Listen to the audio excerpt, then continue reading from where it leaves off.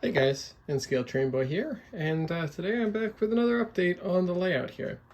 I haven't done too much visible stuff since my last update, but I've done a bunch of stuff behind the scenes, and I've started to do some visual stuff. So I'll start with the visual stuff, because that's easy. So the first thing here is I've got the concrete pad for the lumberyard done much nicer. So that's looks a lot better now to me, and with the building right on there, it looks pretty good to me. I've just got to make some lumber, piles of lumber to put underneath there, and that industry will be pretty much good to go. I've added another little section here of scenery, this strip right here, and I've cleared out a whole bunch of scenery, and the next, I don't know, couple days or so I'll be working on that.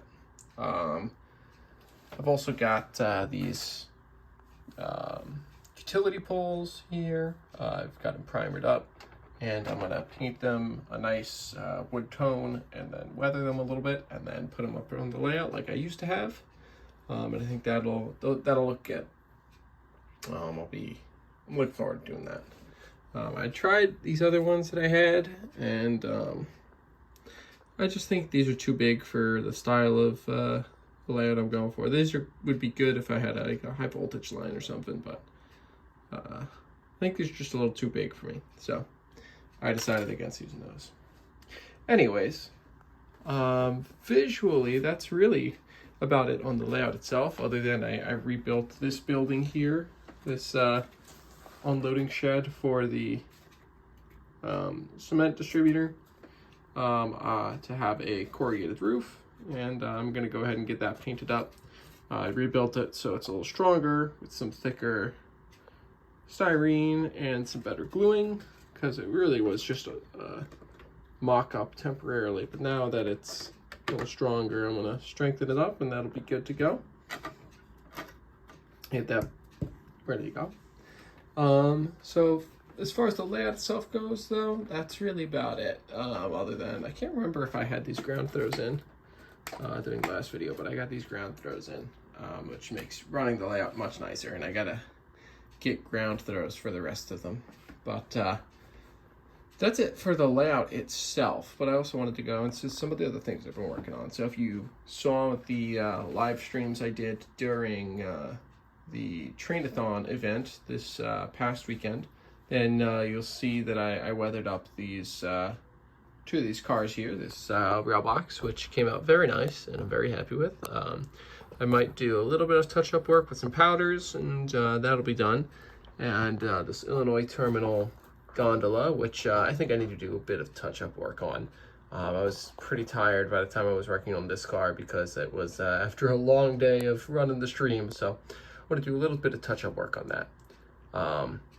But I realized, so I wanted to show those off in a proper video form, that way you guys could get to enjoy them.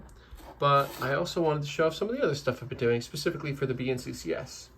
So I don't think I've shown this in a video yet, but this is B&CCS 300, and in the lore, this is the first locomotive the railroad ever got. The reason it's so clean, I might give it just a little bit of grime, is because in the lore of the layout and of the railroad, number 300 was taken out of storage, cleaned up, painted up, so it's been repainted freshly for the bicentennial celebration, which have the centennial celebration, excuse me, of the railroad. So I've got that. That's why it's so clean, because I'm just really happy with how it came out. It looks great. So I did a little bit of darkening in the vents, and I might do a little bit of grime around the trucks and just a slight fade on the paint, but really it's not gonna get much weathering. So that's number 300. That's a Alco RS1. It's an Atlas model, and actually I have to replace the front coupler here because the front coupler I had broke. But so that's that. I wanted to show that off. And continuing on with the B&CCS, I also finally got around to doing a couple of rate cars up. So starting off with this gondola here, it's 50-foot gon. It's an old Atlas model that I stripped down to bare plastic and repainted from scratch, and then got all the decals on, and all the car data and all that came from a Conrail 50-foot gondola micro scale decal kit. So that's where all the so it should all be accurate for a 50-foot car. It might be slightly off for the specific model, but that's where that all came from. And then of course I've got my ACI label and the B&CCS diamond on there. And the other cool thing I did with this gon is I didn't like, because like the IT car here, it just had a flat bottom, and I really didn't like how that looked. So I decided to give it a wood deck, which of course takes up some of the space in the gon, but I think it looks a lot better. So I cut a bunch of little strips of balsa wood and glued them in there, weathered them up. So those look great. And this car is one of the few cars that are up next on my weathering list, along with this box car, which I painted up for the B&CCS finally. So pretty standard. Again, stripped it down to pretty much bare primer. There's still a bit of the original lettering, which at certain angles and at certain lights shows through just a tad bit. Although the dull coat really killed a lot of that, which I'm very happy about. But on future box cars, I want to get some custom decals, I think, to replace the B&CCS up there with the full railroad name. I just don't have enough decals to do that right now. But I'm very happy with this. I think I'm going to try and remove the roof walk, fill in that, and I think that'll be a very nice car. And then those two are a couple of the next ones up for weathering. And one other car I wanted to show off was one that I picked up recently, which I think is pretty neat, which is this Hydro Cushion SPSF merger car.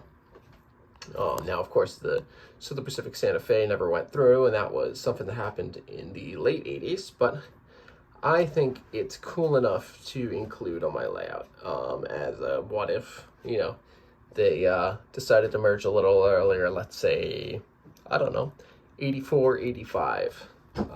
And that way I can potentially get out here to the railroad. So I think that's pretty neat. So I wanted to just show that off real quick, because I also got a couple of Santa Fe reefers that I was given along with this car. So those will be that. But that's it as far as stuff that I've physically done. The one other thing I want to show off is using Mavericks' Medellin Falls Railroad, MF Railroad on YouTube here. His Ops Buddy tool I've used to start making up some switch lists for the railroad. So these are a couple of those switch lists that I made up for working during the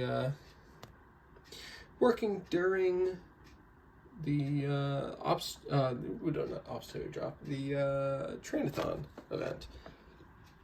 So the Ops Buddy works great for getting these very nice switch lists printed up. So I just wanted to show that off real quick. But that's about it.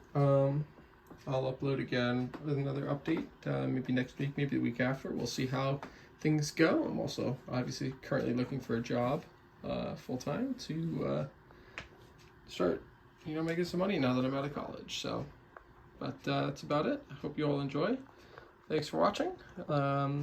Give me any feedback on the layout. I'm always open to that. And see you on the next video. Have a good one.